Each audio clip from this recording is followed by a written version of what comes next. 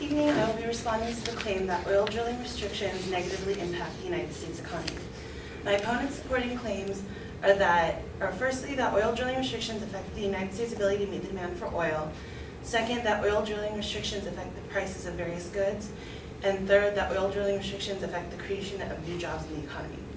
So in response to their first supporting claim that oil drilling restrictions affect the United States' ability to meet the demand for oil, this is assuming that the United States has an increase for demand for oil. But according to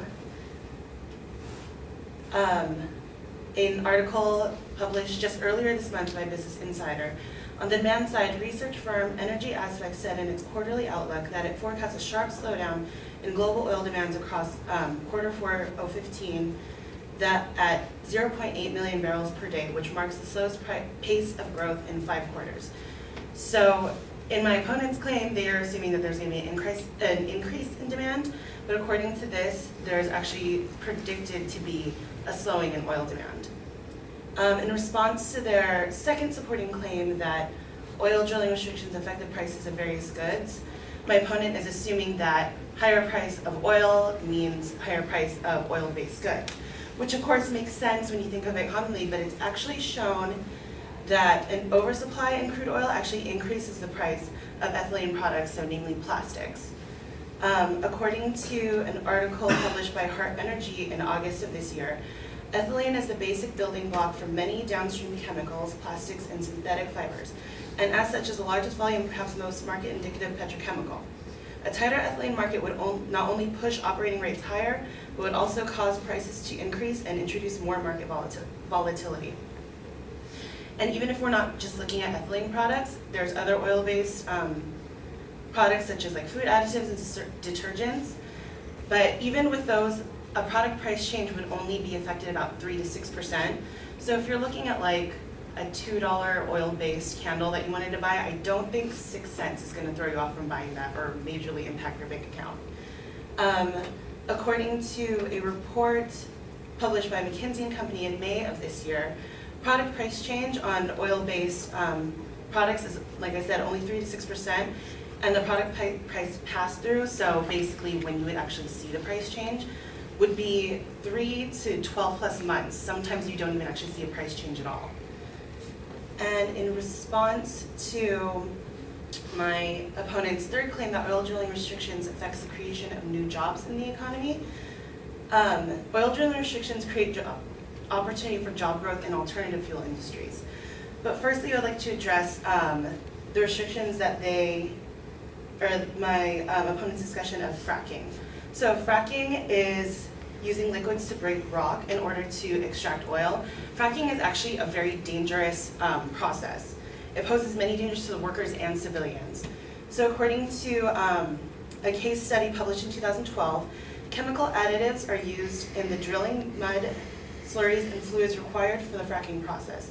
Each well produces millions of gallons of toxic fluid containing not only the added chemicals, but other naturally occurring radioactive material, liquid hydrocarbons, brine water, and heavy materials. So it's producing like millions of gallons of toxic fluid, and the risks that come from this are going to be things like such as contamination of groundwater, exposure to toxic chemicals, waste disposal, workplace safety, infrastructure degradation, and even fracking-induced earthquakes when they're injecting the liquid into the ground. So we would be losing these jobs, but realistically, it's a really dangerous process to begin with, and the cost of those risks involved could actually end up adding up to more than how it would contribute. So instead of investing jobs in something that's so dangerous, why not invest them in alternative fuel source industry? So alternative fuel sources are creating new jobs that will only increase as oil supply decreases. According to a 2013 report from the Bureau of Labor Statistics, they found that 3.4 million green jobs in the United States were created in 2011, or by the end of 2011. And according to the Fuels America Coalition, the renewable fuels industry, which includes biodiesel, conventional and cellulosic ethanol, as well as advanced biofuels and their suppliers, supported 852,056 jobs in 2014. So in 1 year, nearly 1 million jobs were created from just from the alternative fuel industry, which the 3.4 million in 2011 is already twice as many as the 1.7 million jobs, according to the that would be lost if by the restrictions on fracking. So with this, I hope that you will see that even though oil drilling restrictions may affect the economy, it doesn't necessarily mean negatively. It produces other opportunities in other areas as well. Thank you.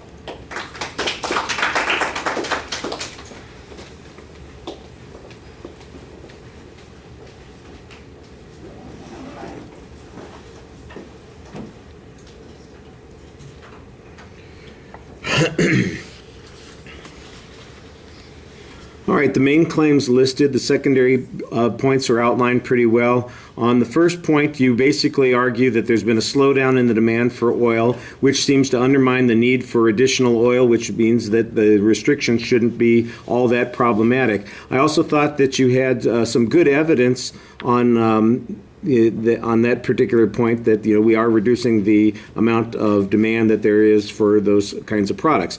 The next argument, though, that you make is that oversupply actually increases the price of plastics, and that's not what your evidence ends up saying. In fact, the evidence goes the opposite direction. It says it's when there are price changes in that it's going to have an effect all the way down the line. So that information actually seems to support the advocate's claim on that particular point.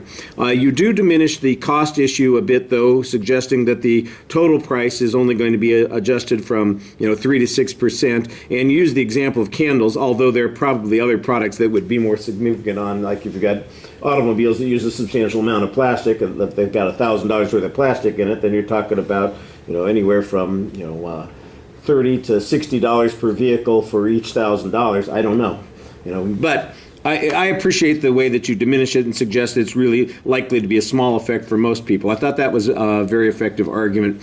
The jobs argument starts off a little bit odd. I understand the argument that you begin with. You actually don't develop that argument until at the end of that particular segment. And I think that you did a nice job doing a contrast between what the potential harms are of the kinds of oil drilling that we're talking about doing.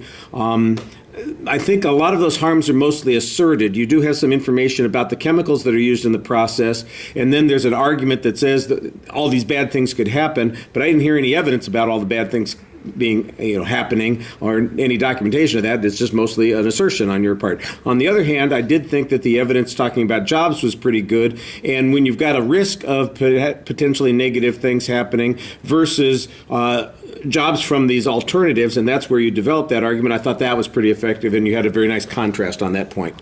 All right, thank you.